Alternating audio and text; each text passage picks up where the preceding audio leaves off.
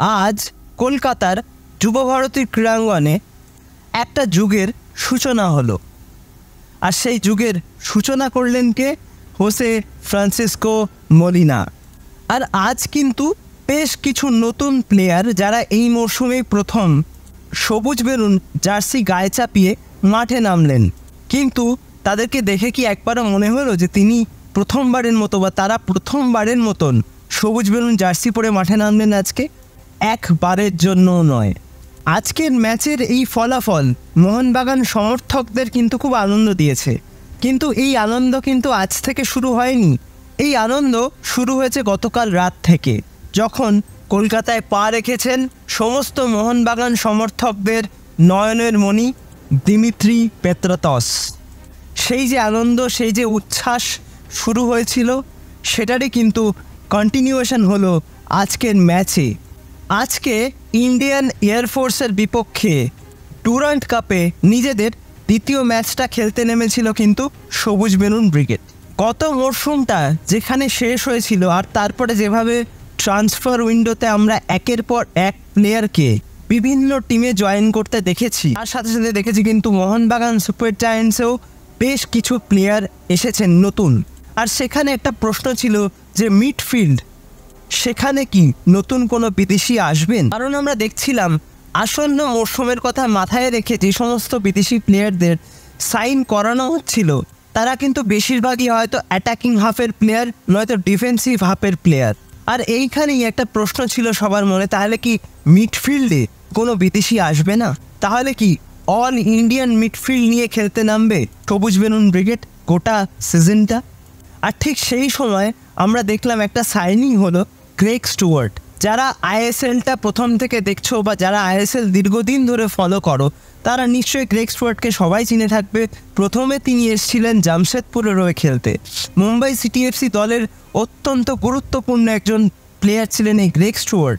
আর আজকের ম্যাচে যেটুকু সময়ে তিনি খেললেন, খুব অল্প সময়ের জন্য হয়তো আজকের ম্যাচে তিনি নেমেছিলেন, এবং তিনি পুরোপুরি হয়তো ফিটও নন, 100% ফিটও নন, সত্ত্বেও যেভাবে তিনি আজকের ম্যাচটা খেললেন, একটি গোল করলেন, কয়েকটা পাস বাড়ালেন, সত্যিই কিন্তু ত্যাগ পান মতন। এবং মিডফিল্ডে যে একটা প্রবলেম হতে পারে সবাই মনে করছিল যে সমস্যা কি তৈরি হবে, আজকের ম্যাচটা দেখার পরে হয়তো অনেকের এই যে একটা চিন্তা, এই চিন্তা মুক্তি কিন্তু ঘটবে।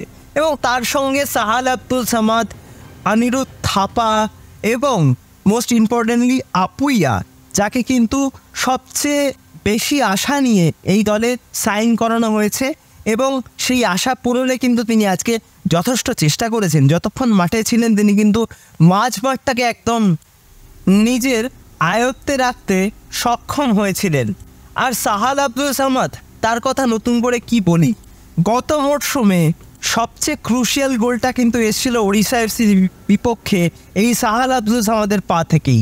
আর আজকে মিডফিল্ডে যেভাবে একের পর এক থ্রু পাসগুলো বাড়াচ্ছিলেন ওই জেসন কামিংসের উদ্দেশ্যে, মানে দেখে চোখ জুড়িয়ে যায়। এবং তারপর যে প্লেয়ারটার কথা বলতে হয়, Anirudh Thapa as a substitute হিসেবে আসলেন, এসেই কিন্তু যেরকম ভালো পাসিং ফুটবল তিনি খেলছিলেন মিডফিল্ডে, ঠিক তেমন সুন্দর কিন্তু একটা গোল করলেন। একটা দুরন্ত শট, এক গোলকিপার ফুল লেন্থ ড্রাইভ দিয়েও কিন্তু বলটা বাঁচাতে পারলেন না। আর এর থেকে কি বোঝা যায় যে এই মিডফিল্ড, এই ভারতীয় মিডফিল্ডকে কিন্তু যথেষ্ট ভরসা করা যায়। এই আপুইয়া, সাহাল, অনিরুদ্ধ, গ্রেগ স্টুয়ার্টরা কিন্তু যে কোনো দিন যে কোনো ডিফেন্সের রাতের ঘুম কেড়ে নিতে পারেন, তার কিছুটা নিদর্শন কিন্তু আমরা আজকে দেখেছি। এবার আসা যাক গত মরশুমে যে প্লেয়ারটাকে নিয়ে সবচেয়ে বেশি সমালোচনা হয়েছিল প্রথম দিকে যখন তিনি এসেছিলেন, তিনি গোল করতে পারছিলেন না, তার ফিটনেস নিয়েও কিন্তু অনেক রকম কথা উঠেছিল।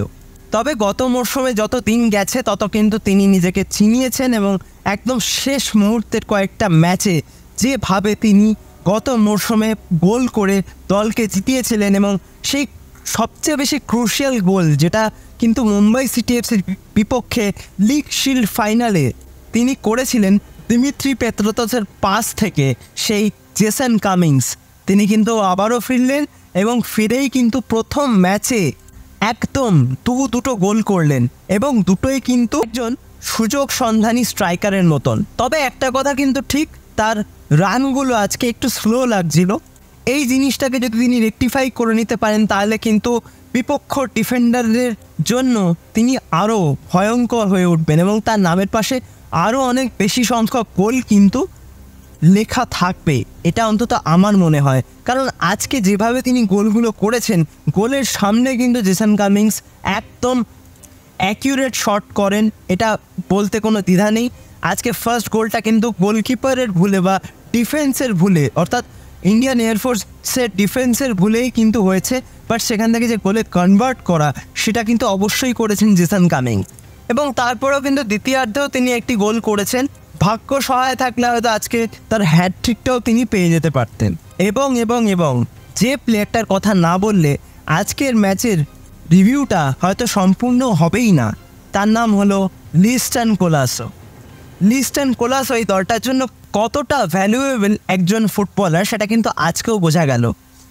লেফট উইংটাকে এত সুন্দর ব্যবহার করছিলেন, এত সুন্দর ইনসাইড কাট করে বারবার ইন্ডিয়ান এয়ারফোর্সের ডিফেন্সকে চাপে ফেলছিলেন, যেন মনে হচ্ছিল গত মরশুমের তুলনায় এবারে লিস্টন কোলাসো আরও বেশি ক্ষুরোধার, আরও বেশি আত্মবিশ্বাসী, আরও বেশি ভয়ঙ্কর।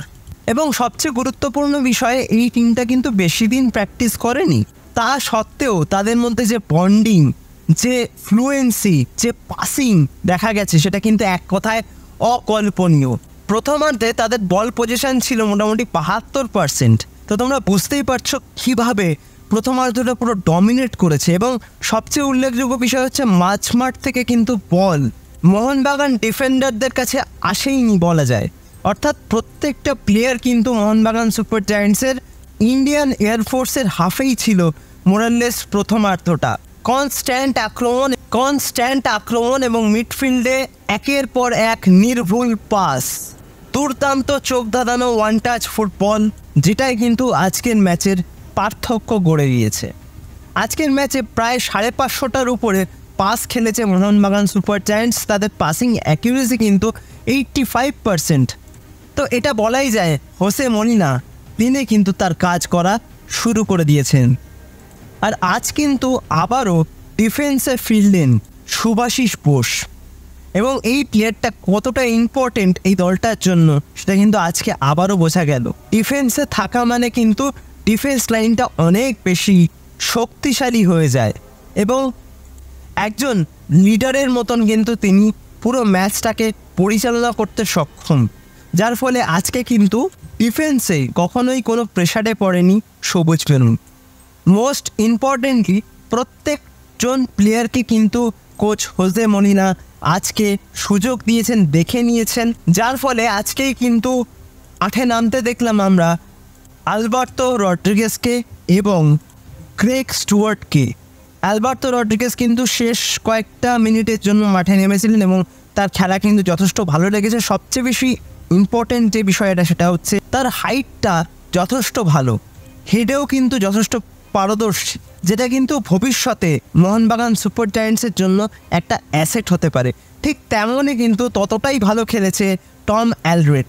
তিনি কিন্তু গত ম্যাচে পুরোটা খেলেছিলেন এবং আজকের ম্যাচে যেটুকু সময় খেলেছেন ডিফেন্সে কিন্তু যথেষ্ট ভরসা দিয়েছেন এবং কাঙ্ক্ষিত একটা গোলও কিন্তু তিনি করেছেন। মনবীর সিং তিনিও কিন্তু রাইট উইংটা দিয়ে মাঝে মাঝেই ইনসাইড আউটসাইড কাট করে ভেতরের দিকে এসে শট করার চেষ্টা করছিলেন এবং সেখান থেকে গোল তুলে নেওয়ারও চেষ্টা করছিলেন, বাট সেটা আজকে কিন্তু হয়নি। এখান থেকে যদি গোল আসতো তাহলে কিন্তু আরও বেশি চাপে পড়তে পারতো ইন্ডিয়ান এয়ারফোর্স। এবং আজকে যে জিনিসটা সবচেয়ে বেশি চোখে পড়েছে বা যে জিনিসটা সবচেয়ে বেশি খেলাটা দেখে মনে হয়েছে সেটা হলো একটা প্লেয়ারের সঙ্গে কিন্তু আরেকটা প্লেয়ারের যে আন্ডারস্ট্যান্ডিং, অর্থাৎ সাহাল যখন বল ধরছে তার পাশে কিন্তু লিস্টন চলে আসছে, বা লিস্টন যখন বল ধরছে তার পাশে কিন্তু কোনো না কোনো প্লেয়ার চলে আসছে, যার ফলে কিন্তু পাসটা খেলা অনেক সহজ হচ্ছে। প্লেয়ারদের মধ্যে গ্যাপটা কিন্তু অনেক বেশি কমে যাচ্ছে, যেটা কিন্তু আমি গত মরশুমে খুব একটা দেখতে পাইনি মোহনবাগান সুপার জায়ান্টসের খেলায়। এটা কিন্তু যথেষ্ট ভালো একটা দিক, কারণ কোনো প্লেয়ার যদি একা পড়ে যায় সেক্ষেত্রে কিন্তু ডিফেন্ডারদের, অপোনেন্ট ডিফেন্ডারদের একটু সুবিধে হয় সেটাকে সামাল দেওয়ার জন্য। কিন্তু একজন প্লেয়ার বল ধরলে কন্টিনিউয়াস তার সাপোর্টে যদি আরও 2-3 জন প্লেয়ার চলে আসে সেক্ষেত্রে কিন্তু অপোনেন্ট ডিফেন্সের কাছে একটু সমস্যার সবসময় সৃষ্টি হয়।